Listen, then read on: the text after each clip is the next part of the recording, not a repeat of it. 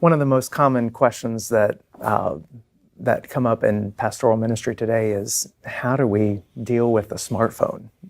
It is so pervasive. How do we shepherd and disciple parents who are asking questions about their kids' use of smartphone? What age is the right appropriate age to give a kid a smartphone?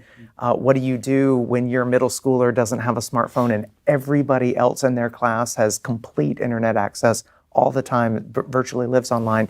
What counsel would you give to pastors and parents who are watching and wondering, how should we think through this? What should our practices be? It's a catch-22 because smartphones, the research is showing, is contributing to the loneliness epidemic that Generation Z just identified recently as the loneliest generation. And yet, if you remove the iPhone or the smartphone from a kid, then they're socially isolated, because that's how kids communicate. And so, seems to me, at least, that there's got to be a participatory aspect if the kids are going to be able to interact as their peers do, but at the same time, a counterculture model where you treat a phone in the home a lot like you do sugar.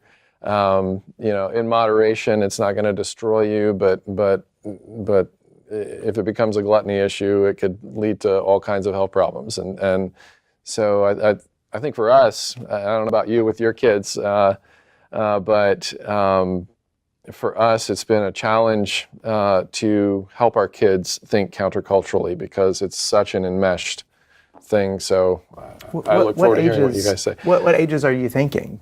20 and 15 for us, and so we've kind of lived the journey, and it's been a challenging one. Yeah, ours range from 17 to 6. We don't give smartphones to our kids, and the reason for that is because some of the issues that Scott mentions, but also because what I have found is that most Christian parents who are grappling with, do I give a smartphone to my child or not, the real issue, if you peel it back, is I don't want my child to be left out from what's happening with the other kids in a way that I think is ultimately short-sighted, especially if we understand and know what all can potentially happen with smartphones. Parents who think, well, they have to be familiar with this, they have to get, they're able to get ready for that at an age-appropriate time. You're not going to hold them back from being able to figure out digital technology, nor are you going to be able to isolate them in a way where they're never going to face those things. But you have to do it at a time in which kids are prepared to deal not just with the porn issue, but also with the kind of silent bullying that can go on. Not the what we think of as cyberbullying, but just that sense of constant adrenaline being up about what do people think of me, which every teenager faces, but now there's a way to verify, or to think one can verify it 24 hours a day. I think we need to help kids prepare and shape the kind of character that's resilient enough to deal with that. So we don't. I think a lot of times when we are thinking about this issue, we're thinking only about the content that's going to be accessed through the phone, and not what the formative influence of the phone actually is on a person. And I think one of the things we ought to consider is just how formative the phones are for parents, not just for kids. So it's one thing that when we talk about moderation, a lot of us as adults really need to consider how addicted we are to our phones, or to affirmation through social media, or through all of the different ways that we're on. But we got to move beyond just how can I protect my child from bad content coming in. That's one important step. But I think what you were saying about the culture of silent bullying, or always just the fact that you're always online, that there used to be, you could go home after a day of school, middle school, high school, where things were tough, and you had something of a refuge, something of a place to unplug from all of that.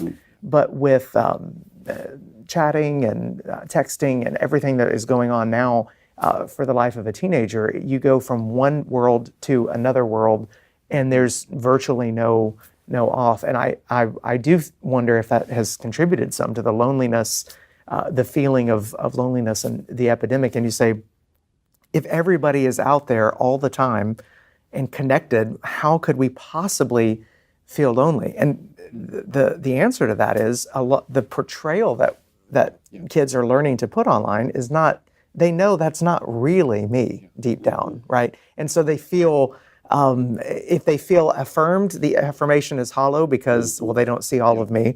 And if they feel shamed, then they have the pressure that comes along with that as well. Yeah, this is the first generation in my lifetime where the personal brand has become a thing. And there is so much monitoring of how's my brand doing. And I do think the risk of youthful engagement, assuming that we haven't gotten there yet in terms of just the ability to handle it and to fight addiction and so on, creates this, likes, fans, followers equals friendship, equals intimacy, equals being part of community. And it's not. It really does short circuit the design in which we've been made to be, as my friend Russ Ramsey and colleague Russ Ramsey says, to look at faces more than you look at screens. That's how he's shepherding his own kids, and I think that's right on, but not frequently practiced. Well, and as somebody who, the whole foundation of my spiritual life was shaped in adolescence. And one of the things I look back and see is that God was working the most in my life when I was suffering or when I was bored. And that sense of boredom led to a kind of searching. Now we're in a time where boredom itself is to be completely avoided. And we use technology in order to distract ourselves from ever having those moments of that actually do lead to searching and questing for something that's often very meaningful. Well, one of the things that I'm constantly, we're having this conversation in our family a lot, and our kids know about this, is that so many times we see relaxation today as just passive consumption. Yeah. Consumption of entertainment, consumption of video games on a phone, or consumption of, and trying to create a culture where we are taking joy in cultivating or creating something as well, where consumption has its place, and the phone can be part of that. But if we're moving to distraction over our own development, or developing something, or cultivating, or making something, then we're missing out on an essential part of what it means to bear the image of God, to reflect God in the different ways that we can. And so the part of the danger of the phone, I would say, is more distraction, not just the dangers of what might come through the phone. So, well, thank you for helping us think through this.